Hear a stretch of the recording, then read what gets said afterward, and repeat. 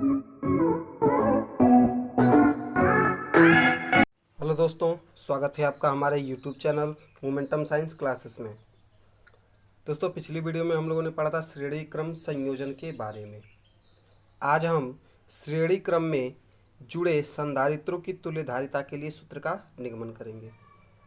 तो इसके लिए हम मान लेंगे कि यदि संधारित्रों की प्लेटों के बीच विभवांतर क्रमशः V1, V2 और Vn हो तो हम अगर V बराबर होता है, हमें सूत्र याद है, V बराबर होता है Q/C1, V2 बराबर होता है Q/C2 और Vn बराबर हो जाएगा Q/Cn। ये तो हम लोग मान सकते हैं। यदि हम लोग मान लें कि यदि बिंदु A व B के बीच विभवांतर V हो, जो तुल्य विभवांतर है वो अगर हम V मान लें तो V बराबर हो जाएगा जो टोटल विभवांतर V1 plus V2 plus V3 और प्लस Vn के बराबर हो जाएगा। और चूंकि हमें पता है V1 का मान अभी हमने रखा, फिर V2 का मान, इसे V3 का मान, तो V1 का मान है हमारे पास Q/C1 प्लस V2 का मान हमारे पास है Q/C2 प्लस V3 का मान है हमारे पास Q/C3। ऐसे ही Vn का मान हो जाएगा Q/Cn। इसे हम समीकरण 1 कर लेंगे। तो चूंकि V बराबर जो है, जो तुल्य होता है, अगर सभी संधारित्रों की जगह, मतलब n संधारित्रों की जगह अगर हम कोई एक संधारित्र रखें, उसका विभवांतर हम V माने, उस पर आवेश हम Q माने, ठीक, तो उसकी जो धारिता C मान लें, तो इसके लिए V बराबर हो जाएगा Q/C। तो n यहाँ पे लिख भी दिया है हमने कि n की जगह एक संधारित्र रखने पर। ये समीकरण 1 है, ये समीकरण 2। तो समीकरण 1 और 2 से हम देखें तो जो Q/C बराबर जाएगा Q/C1 के प्लस Q/C2 के प्लस Q/C3 के प्लस डॉट Q/Cn के, क्योंकि n संधारित्र हैं। अगर 3 संधारित्र होंगे तो केवल 3 तक, 4 होंगे तो 4 तक, 5 होंगे तो 5 तक, मतलब जितने संधारित्र होंगे उतने तक हम ले जा सकते हैं। क्योंकि Q हमें सब में कॉमन दिख रहा है तो Q को हम कॉमन ले सकते हैं। तो इसलिए हम लिख सकते हैं 1/C बराबर 1/C1 plus 1/C2 plus 1/C3 plus dot dot dot 1/Cn। यानी कि यही जो है हमारा श्रेणी क्रम में जुड़े संधारित्रों के लिए तुल्यधारिता का मान होता है। और यही हमारा जो सूत्र का निगमन करना था, यही हमारा सूत्र है। सबसे आसान तरीके से हम आपको बताने की कोशिश कर रहे हैं। आपको अगर कहीं भी कोई भी दिक्कत आए तो आप कमेंट करके ज़रूर बताएं। इसमें एक इम्पॉर्टेंट नोट कर लेना चाहिए हमें कि श्रेणी क्रम में तुल्यधारिता का मान, ध्यान देने वाली बात है कि श्रेणी क्रम में तुल्यधारिता का मान संयोजन में सबसे कम धारिता वाले संधारित्र की धारिता से भी कम होता है। जी हाँ, श्रेणी क्रम में जब हम किसी संधारित्रों को, जब श्रेणी क्रम में हम ढेर सारे संधारित्रों को जोड़ देते हैं तो उसकी जो तुल्य धारिता का मान होता है संयोजन में सबसे कम धारिता वाले संधारित्र की धारिता से भी कम होता है। आगे बढ़ते हैं। इसी क्रम में हम पढ़ेंगे दूसरा समांतर क्रम संयोजन, जिसके लिए हमने फिगर बनाया। देखिए, पहला संधारित्र, दूसरा संधारित्र, तीसरा संधारित्र ये है और यहाँ पे प्लस Q1 है, यहाँ पे माइनस Q1 है, दो दो प्लेटें हैं। तो देखिए, सिंपल सी बात है, फिगर से ही आप लोग समझ सकते हैं। पृथ्वी का मतलब होता है ऋणावेश, विद्युत स्रोत का मतलब होता है धनावेश। हम क्या करेंगे कि इसकी सभी पहली प्लेटों को एक सिरे से, दूसरी प्लेटों को दूसरे सिरे से जोड़ करके पहले को हम विद्युत यानी कि प्लस चार्ज दे देंगे और दूसरे को हम पृथ्वी यानी कि नेगेटिव चार्ज दे देंगे। तो लिखेंगे कैसे, देख लीजिए।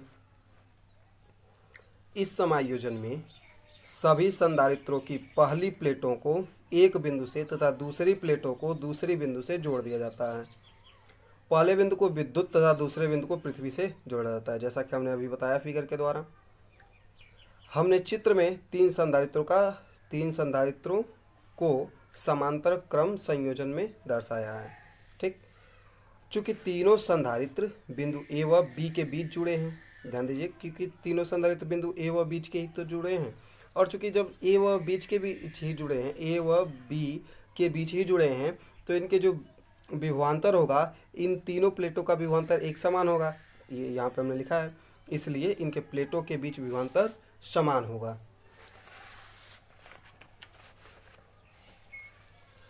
तो अब आ जाते हैं हम फिर से उसी क्रम में, जैसे हमने श्रेणी क्रम में जुड़े संधारित्रों की तुल्यधारिता ज्ञात की थी, वैसे ही हम समांतर क्रम में जुड़े संधारित्रों की तुल्यधारिता ज्ञात करने के या उसके लिए तुल्यधारिता का सूत्र का निगमन करेंगे।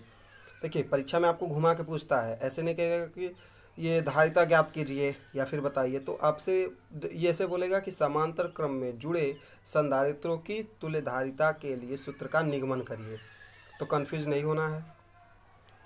तो हम मान लेंगे कि माना ए व बी के बीच विभवांतर V तथा संधारित्र C1 C2 C3 Cn की प्लेटों पर आवेश क्रमशः Q1 Q2 Q3 Qn हैं। जब हैं तो जो Q1 बराबर हमें सूत्र पता है, Q बराबर C1 इंटू वी हो जाएगा, Q2 बराबर C2 इंटू वी हो जाएगा और Qn बराबर Cn इंटू वी हो जाएगा। तो अगर हमें कुल आवेश ज्ञात करना हो तो हम मान लेंगे कि कुल का आवेश Q है, तो Q हमें हम जोड़ देंगे Q1 plus Q2 plus Q3 plus Q4 plus dot dot dot Qn तक जोड़ेंगे जहाँ तक होगा। चूँकि हमें पता है Q1 Q2 Qn का मान हमें पता है, तो हम Q1 का मान C1V C2V C3V, क्योंकि विभवांतर समान है इसलिए हर जगह V है, CnV प्लस ये CnV तक हो जाएगा। ये समीकरण 1 मान लेंगे। चूँकि अगर हम क्या करें कि जो Q बराबर CV, हमें ये पता है कि फॉर्मूला होता है Q बराबर CV, अगर हम सभी n संधारित्रों की जगह एक संधारित्र रख दें तो Q बराबर CV होगा, और यहाँ पे Q बराबर हमारा इतना है, यानी कि हम समीकरण 1 और 2 से लिख सकते हैं कि CV बराबर C1V plus C2V plus C3V plus dot dot dot यानी कि सॉन प्लस CnV। अथवा हम यहाँ से V सब में कॉमन है तो V को कट हो सकता है, इसलिए जो C है ये बराबर हो जाएगा C1 plus C2 plus C3 plus dot dot dot Cn तक, यानी कि इसमें हम जोड़ देंगे Cn को। इसमें इंपॉर्टेंट बात ये होती है कि समांतर क्रम में तुल्य धारिता का मान संयोजन में सबसे अधिक धारिता वाले संधारित्र की धारिता से भी अधिक होती है। जी हाँ, समांतर क्रम में तुल्य धारिता का मान संयोजन में सबसे अधिक धारिता वाले संधारित्र की धारिता से भी अधिक होती है। आगे बढ़ते हैं। अगली हेडिंग हमारी है आवेशित संधारित्र में संचित वैद्युत ऊर्जा। आवेशित संधारित्र में संचित वैद्युत ऊर्जा, electric energy stored in A charge capacitor. तो ये कैसे हम ज्ञात करेंगे, तो इसके लिए भी हमने लिखा हुआ है, ध्यान से पढ़ते जाइएगा, आप लोग पेपर में ये पूछ सकता है। हम मान लेंगे कि माना संधारित्र की धारिता C है तथा जब हम संधारित्र पर आवेश शून्य से बढ़ते बढ़ते, अगर किसी भी संधारित्र पे हम आवेश देते जाएं तो शून्य से बढ़ते बढ़ते Q तो हो ही जाएगा। Q हो जाता है तो संधारित्र की प्लेटों के बीच विभवांतर शून्य से बढ़कर V हो जाएगा, और जब भी कहीं पे आवेश हम देंगे तो विभवांतर तो उसमें होगा ही। विभवांतर किसे कहते हैं हमने पीछे वीडियो में आपको बताया हुआ है। इसलिए माना किसी समय, अब मान लेंगे कि किसी समय संधारित्र पर आवेश Q डैश, क्योंकि हमने Q मान लिया है तो Q डैश, तो इसका विभव V डैश है, अतः V डैश बराबर Q डैश बट्टे C, ये तो हो जाएगा हमारा। अब यदि हम संधारित्र को अनंत सूक्ष्म आवेश dq दिया जाए, अनंत सूक्ष्म आवेश dq डैश देने पर इसके विभव V डैश में परिवर्तन नगण्य के बराबर होगा। तो इसलिए इस प्रक्रिया में जो बाह्य स्रोत द्वारा किया गया कार्य dw हो जाएगा V डैश dq डैश, या फिर हम इसे लिख सकते हैं Q डैश बटे C इंटू dq डैश, ऐसा लिखा जा सकता है। और क्यों लिखा जा सकता है, क्योंकि हमने पीछे V डैश का मान Q डैश बटे C लिया है। अब इसलिए संधारित्र को कुल आवेश Q देने में किया गया कार्य हम डायरेक्ट समाकलन कर लेंगे, तो W बराबर समाकलन dw और 1/c, क्योंकि इसका तो हमारा समाकलन ये तो कांस्टेंट रहेगा तो 1/c हो जाएगा, और 0 से Q तक करेंगे समाकलन Q dash into dq dash का, तो हमारे पास 1/c बच जाएगा। और यहाँ पर जब समाकलन होगा तो Q डैश स्क्वायर बटे 2 हो जाएगा, और ये 0 से Q तक जाएगा, तो 0 होगा तो खत्म हो जाएगा, बचेगा हमारा Q स्क्वायर बटे 2c। अब हम करेंगे क्या कि यही कार्य संधारित्र में वैद्युत स्थिर ऊर्जा के रूप में संचित हो जाएगा। जो कार्य किया जा रहा है, जो यही कार्य है, यही कार्य संधारित्र में वैद्युत स्थितिज ऊर्जा U के रूप में संचित हो जाता है। अतः जो U होगा हमारा, U बराबर 1/2 Q स्क्वायर बटे C हो जाएगा, अथवा हम लिख सकते हैं U बराबर 1/2 CV का स्क्वायर। और 1/2 CV का स्क्वायर क्यों लिखा गया है, क्योंकि जो Q है, Q की जगह पे हम रख सकते हैं CV, Q की जगह पे हम CV रख सकते हैं। इसीलिए अब आगे हम बढ़ेंगे तो हमारे पास हो जाएगा u बराबर, ये भी कैपिटल U ही है, तो u बराबर 1/2 क्यू वी भी हो सकता है क्योंकि c बराबर q/v होता है, ये भी आप लोग पता है। अथवा इन सबसे निष्कर्ष क्या निकलता है कि u बराबर हम लिख सकते हैं 1/2 QV अथवा 1/2 CV का स्क्वायर बराबर 1/2 Q²/C। ये तीनों फार्मूला हैं, किसके लिए हैं? ये संचित ऊर्जा के लिए हैं। आगे हम बढ़ेंगे तो अगला हेडिंग हम पढ़ेंगे संधारित्र में ऊर्जा घनत्व। इंपॉर्टेंट हेडिंग है संधारित्र में ऊर्जा घनत्व, एनर्जी डेंसिटी इन कैपेसिटर। इसके लिए हमें करना क्या होता है कि हम मान लेंगे, सबसे पहले तो जो लिखना है वही मानना है। तो लिखते हैं वैद्युत क्षेत्र में प्रति एकांक आयतन में संचित ऊर्जा को ऊर्जा घनत्व कहते हैं। वैद्युत क्षेत्र में प्रति एकांक यही देखिए, कहीं कहीं प्रति एकांक नहीं लिखा होता तो वो गलत हो जाएगा आपका, कि वैद्युत क्षेत्र में प्रति एकांक आयतन में संचित ऊर्जा को ऊर्जा घनत्व कहते हैं। हम मान लेंगे कि माना एक समांतर प्लेट संधारित्र की प्लेटों का पृष्ठीय क्षेत्रफल a तथा इनके बीच की दूरी d है।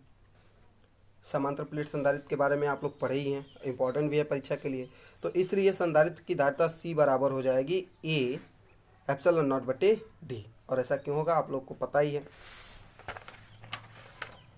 और जो हम कहते हैं आप लोग को पता है, क्योंकि आप लोग को पता इसलिए होगा क्योंकि हमने पीछे की वीडियो में पढ़ाया है। अगर आप लोग पीछे की वीडियो देख करके इस वीडियो को देखेंगे, अगर आप चैप्टर वाइज वीडियो देखते चलेंगे तो आपको कहीं पे भी कोई दिक्कत नहीं आएगी। और ये जो वीडियो है ये चैप्टर 2 का लास्ट वीडियो है। इसके बाद अगले दिन हम लोग चैप्टर 3 पढ़ेंगे। तो चलिए आगे बढ़ते हैं। तो यदि संधारित्र की प्लेटों के बीच विभवांतर v हो तो u बराबर हमारा 1/2 CV², ये तो हो ही जाएगा।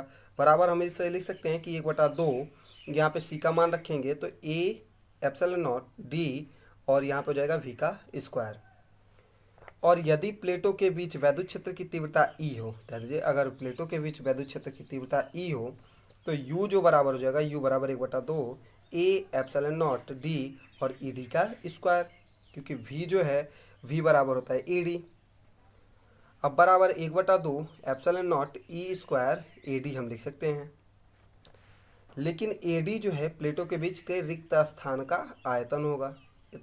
ad जो है प्लेटों के बीच रिक्त स्थान का आयतन, ये तो होगा ही।